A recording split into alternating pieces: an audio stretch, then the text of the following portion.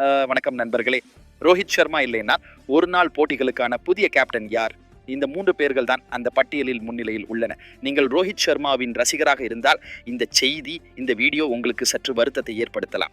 ஆனால் நீங்கள் இந்திய கிரிக்கெட்டின் உண்மையான ரசிகராக இருந்தால் இந்த செய்தி உங்கள் முகத்தில் புன்னகையை வரவழைக்கும். ஏனென்றால் டெஸ்ட் தொடரை தொடர்ந்து இப்போது ஒரு நாள் போட்டிகளிலும் இந்திய அணிக்கு புதிய கேப்டன் வரப்போகிறார். இனிமேல் ரோஹித் சர்மாவை ஒரு நாள் போட்டிகளுக்கான இந்திய அணியின் கேப்டனாக பார்க்க முடியாது. அணியின் நிர்வாகமும் தேர்வு குழுவும் இந்த விஷயத்தில் முடிவெடுத்து விட்டனர். இனிமேல் அதிகாரப்பூர்வமான அறிவிப்பு தான் வெளியாக வேண்டும். எனவே ரோஹித் சர்மா இனி ஒரு நாள் போட்டிகளுக்கு கேப்டனாக இருக்க மாட்டார். அப்படியானால் அவருக்கு பதிலாக புதிய கேப்டனாக யாரை நியமிப்பது? இந்த ரேஸில் 3 பேர்கள் உள்ளன. நான் உங்களுக்கு சொல்கிறேன்.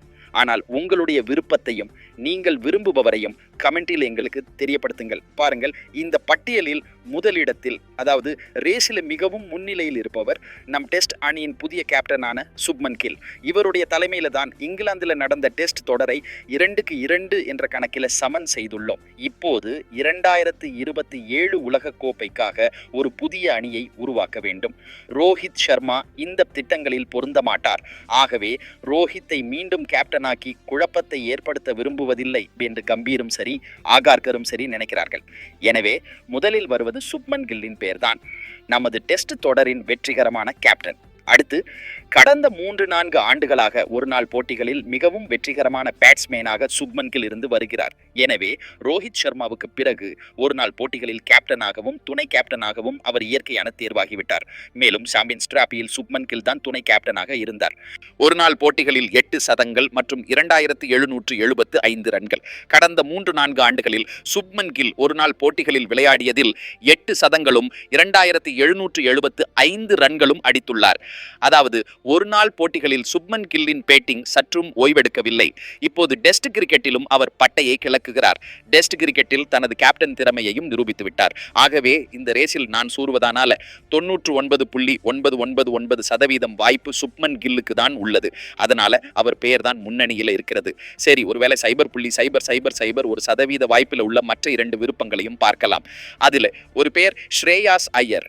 இவர் IPL-இல் கேப்டனாக இருந்து அணியை வழிநடத்தி வருகிறார். சமீபத்தில் அவரது ஆட்டமும் சிறப்பாக இருந்தது. கொல்கத்தா நைட் ரைடர்ஸ் அணியை சாம்பியனாக்கியுள்ளார். பஞ்சாப் கிங்ஸ் அணியும் அவரது தலைமையில் 2ஆம் இடத்தை பிடித்தது. எனவே இவரும் கடந்த சில ஆண்டுகளாக கேப்டனாகவும் பேட்ஸ்மேனாகவும் சிறப்பாக செயல்பட்டு வருகிறார். ஒரு நாள் போட்டிகளில் 5 சதங்கள் மற்றும் 2845 ரன்கள். அதாவது ஒரு நாள் போட்டிகளில் இவருடைய ஆட்டமும் சிறப்பாக உள்ளது.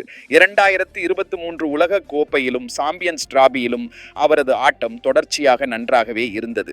அடுத்து ஹர்திக் பாண்டியா. இவரும் ஒரு நாள் போட்டிகளுக்கு துணை கேப்டனாக இருந்துள்ளார். D20 போட்டிகளுக்கு கேப்டனாகவும் இருந்துள்ளார். தற்போது மும்பை இந்தியன்ஸ் அணியின் கேப்டனாக உள்ளார்.